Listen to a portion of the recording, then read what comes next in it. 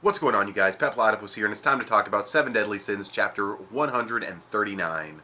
Before I get into the review, I just want to say that my Dragon Ball Super Episode 9, I think it was Episode 9 is the newest one.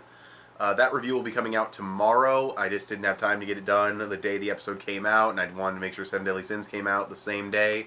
So that'll be coming out, the next day after this video goes up. Not really much to talk about, but I'll still review it anyway. It was kind of an important episode. So anyways, on to the review. So for this chapter of the 7 Deadly Sins, it's just kind of an okay chapter.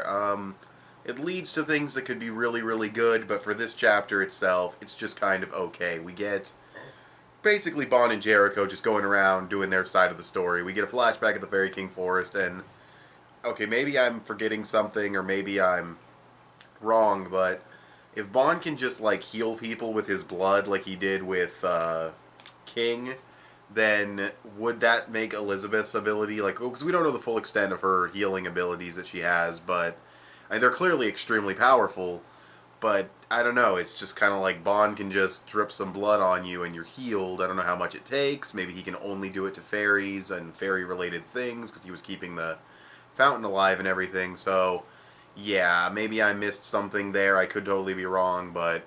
And I'm not saying he completely negates Elizabeth's abilities, because Elizabeth obviously has ridiculous scale of power, can do it to like so many people all at once, but still. So, I don't know, maybe he can only do it to fairies, I have no idea, but he leaves, he says he's not coming back to 7 Deadly Sins, at least not yet, and he goes off with Jericho.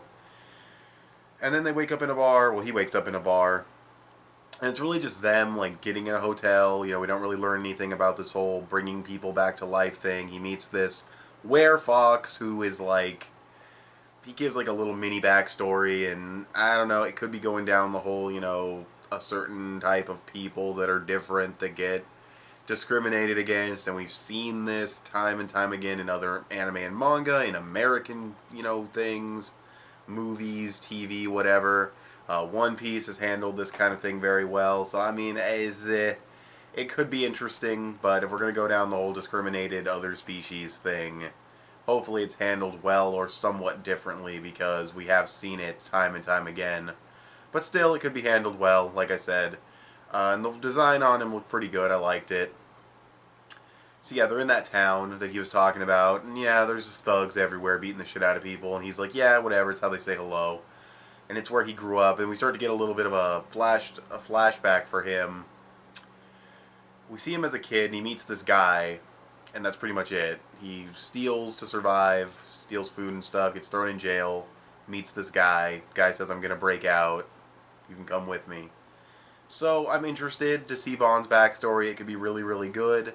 That's when I'm saying, it could lead to something really, really great. But for this chapter itself, it's just Jericho being dumb, like, being in love with Bon, pretending she's not. It's not, like, annoying. It's just kind of like, whatever. I just kind of read it, and I'm like, okay, what's next? And then, you got the wolf guy, or I mean the fox guy. They're taking care of him. He's in their bed right now. But yeah, just kind of an okay chapter. It didn't move things along too much, but, getting that flashback with King and everything, and the Fairy King Force was pretty good.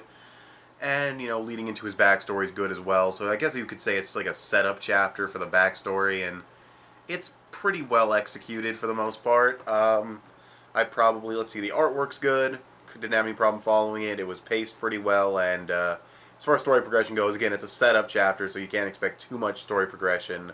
And since we're going into a flashback, there's not going to be a lot of story progression at all anyway, so I'd probably give this chapter like a 7 out of 10. I thought it was an okay chapter of the 7 Deadly Sins, maybe a little bit more than okay. I enjoyed it, but not really much to say about it, honestly. It probably would have been more fun to do a live reaction and like make fun of Jericho or something, but yeah, I mean, it's not like a live reaction worthy chapter, like, oh my god, crazy stuff happened, but just like a chapter to read through and kind of comment on as I'm reading.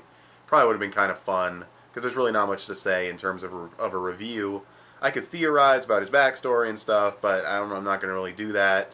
So I'll just pretty much end it here with 7 out of 10. An okay chapter of the 7 Deadly Sins. I liked it. So, thanks for watching this video. Tell me what you guys think of this chapter of the 7 Deadly Sins in the comment section below. Follow me on Instagram. I post things there sometimes. Give this video a thumbs up. That would help me out a lot. Subscribe if you haven't already, if you like what you see in here, and I'll talk to you guys later. Bye.